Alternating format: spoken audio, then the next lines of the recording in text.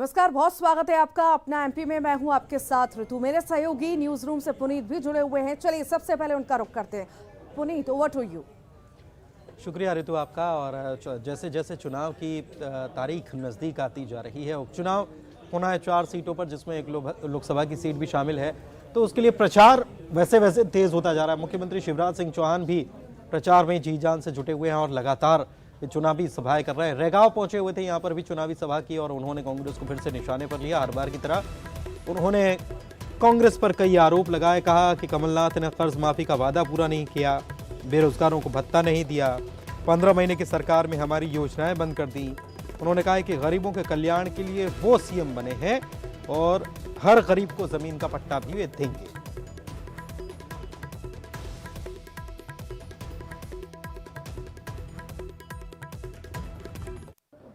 तुमने कर्जा माफी का वादा किया, वादा पूरा नहीं किया, डिफाल्टर कर गए किसानों को।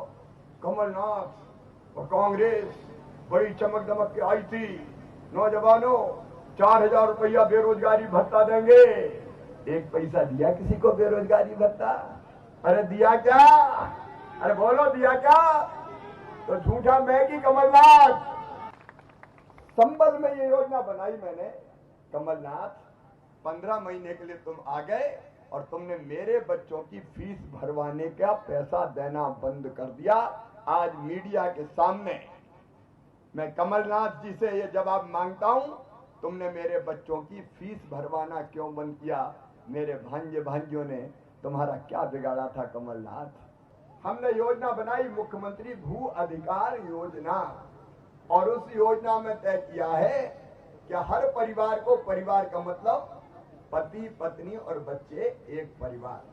अगर एक घर में से 4 परिवार रह रहे हैं, 5 परिवार रह रहे हैं, तो वो चिंता ना करें, एक परिवार उस घर में रहेगा, बाकी सबको अलग से पट्टा देके जमीन का मालिक बनाऊंगा।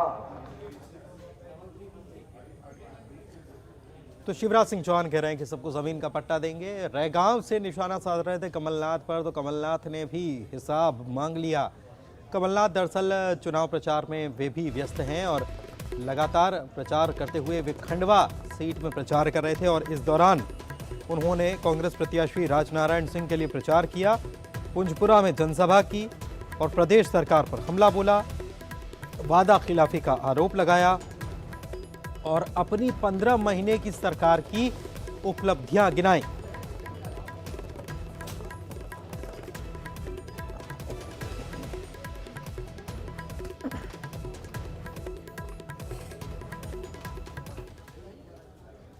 तो मध्य प्रदेश में एक लोकसभा और 3 विधानसभा सीटों पर उपचुनाव होने जा रहा है और इस बीच आज है वाल्मीकि जयंती। लिहाजा इसका फायदा उठाने के लिए तमाम तरीके के जतन और कार्यक्रम दोनों देखने को मिले। बीजेपी की अगर बात करें तो भोपाल के बीजेपी ऑफिस से वाल्मीकि शोभा यात्रा निकाली गई, पूरे शहर में घुमाया जा रहा है। इस मौके पर बीजेपी के प्रदेश अध्यक्ष वी.डी. शर्मा ने पूजन किया। ऑफिस में सुंदर कांड का पाठ भी आयोजित कराया गया और शर्मा ने कहा है कि वाल्मीकि जयंती सिर्फ उपचुनाव वाले क्षेत्र में नहीं मनाई जा रही, पूरे प्रदेश में मनाई जा रही है। कांग्रेस भी वाल्मीकि जयंती मना रही है। कमलनाथ ने महर्षि वाल्मीकि पर कैलेंडर का विमोचन किया।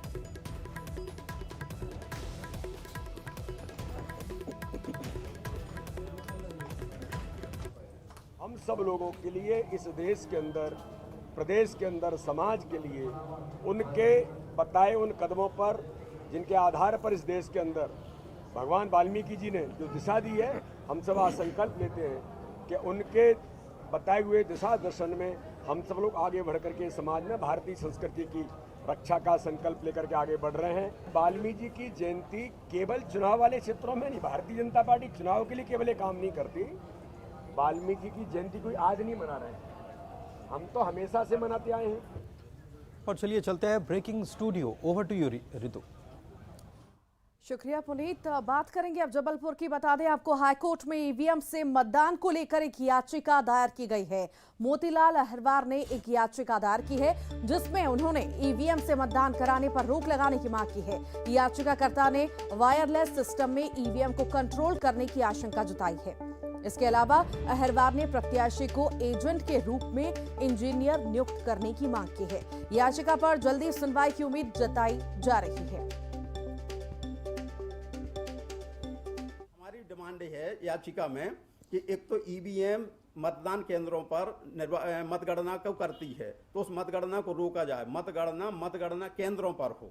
दूसरी हमारी याचिका में मांग ये है कि ईवीएम मैनुअल में भारत निर्वाचन आयोग ने स्वयं ने यह स्वीकार किया है कि ईवीएम का डिस्प्ले कंट्रोल हो सकता है यदि किसी की ईवीएम की एफएलसी तक पहुंच हो जाए। अगर पहुंच हो जाती है तो वहां पर जो है वास्तविक मॉड्यूल को चेंज करके या उसमें अतिरिक्त सर्किट डाल करके या मेमोरी चिप को बदला जा सकता है। ऐसा निर्वाचन आयोग ने स्वयं ने स्वीकार किया है। जब उन्होंने ये स्वीकार किया है तब एक नियम है जिसके तहत मतदान केंद्र पर प्रत्याशी को ये बताया जाता है 49D(2) के तहत कि मशीन में पहले से कोई वोट नहीं है, देख लीजिए खाली है। तो हमारा कहना वहां पर यह है कि चूंकि डिस्प्ले तो कंट्रोल हो सकता है, चुनाव आयोग ने स्वयं ने कहा है, अतः आप डिस्प्ले मत बताइए जहां वोट एकत्रित होते स्टोर होते हैं मेमोरी चिप में, उस मेमोरी चिप को खोल के बताइए कि इसमें कोई वोट नहीं है। और चलिए एक बार फिर रुक करेंगे न्यूज रूम का। Puneet, over to you. शुक्रिया आपका ऋतु। और एक बड़ी खबर की बात करते हैं। कांग्रेस के विधायक हैं मुरली मोरवाल और उनके बेटे करण मोरवाल पर अब शिकंजा कसता ही जा रहा है और रेप का मामला उन पर है और उनकी गिरफ्तारी के लिए कोशिश की जा रही है। 15,000 रुपये का इनाम तक घोषित उन पर कर दिया गया था। फरार चल रहे हैं। अब इस इनाम को बढ़ाकर 15 से 25,000 कर दिया गया है। पुलिस ने भी करण मोरवाल की कुर्की और संपत्ति जब्ती की कार्रवाई तेज कर दी है, उनकी तलाश में जुटी है। गृह मंत्री नरोत्तम मिश्रा कह रहे हैं कि इस मामले में ऐसी कड़ी कार्रवाई की जाएगी कि दूसरों के लिए वो नजीर होगी, इसलिए उन्हें पहले सरेंडर कर देना चाहिए, वरना कड़ी कार्रवाई के लिए उन्हें तैयार रहना चाहिए। हजार की इनाम है उसे बढ़ा के 25,000 कर दें। और मोरवाल जी से भी प्रार्थना है कि बेटे को 1-2 दिन में हाजिर कर दें। हमारी कुर्की की कार्रवाई, डिमोलिशन की कार्रवाई प्रक्रियाधीन है और अगर अगले 2 दिन में बच्चा नहीं आया तो ऐसी कार्रवाई करेंगे जो नजीर बन जाएगी मध्य प्रदेश के लिए। इस गंभीरता से कार्रवाई कर रही है। पूरे मामले में लगभग अभी तक का जो 15,000 रुपये का इनाम घोषित हुआ था, उस इनाम की रकम को बढ़ाते हुए अब 25,000 रुपये की पुरस्कार राशि बढ़ा दी गई है। साथ ही साथ जगह जगह सूचना देने वालों के बारे में संबंधित सूचना भी शहर में जगह जगह उसके संबंधित सूचना लगाई गई है। साथ ही कुर्की जब्ती से संबंधित जो कार्रवाई है वो भी प्रक्रियाधीन है, वो भी माननीय न्यायालय में अंतिम चरण में है। महंगाई बढ़ती जा रही है और आम आदमी इससे खासा परेशान है। इस मामले पर मध्य प्रदेश विधानसभा के अध्यक्ष गिरीश गौतम ने न्यूज़ 18 से बातचीत की है और उन्होंने कहा है कि महंगाई बढ़ती जा रही है, लेकिन विकास से जुड़े कार्यों के लिए टैक्स ज़रूरी है। उन्होंने कहा कि सरकार ने हाल ही में बिजली पर किसानों को भारी भरकम सब्सिडी दी है और टैक्स से मिलने वाली राशि से ही सब्सिडी दी जाती है। विकास के लिए टैक्स ज़रूरी है।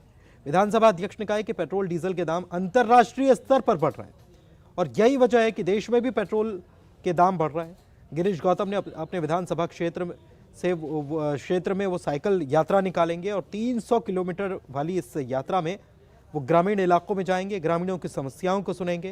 ये साइकिल यात्रा गुरुवार 21 अक्टूबर से शुरू होकर 31 अक्टूबर तक चलेगी। ये तो असर नहीं, महंगाई का ऐसा इस दृष्टिकोण से मत देखिए।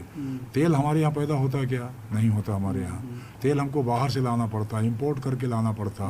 उनके रेट जब बढ़ते हैं, अभी तो 3-4 महीना पहले 38 या 35 डॉलर प्रति बैरल था, अब 88 या 89 90 डॉलर प्रति बैरल हो गया, तो रेट तो बढ़ेगा, वो तय है, क्योंकि हमारे कंट्रोल का नहीं।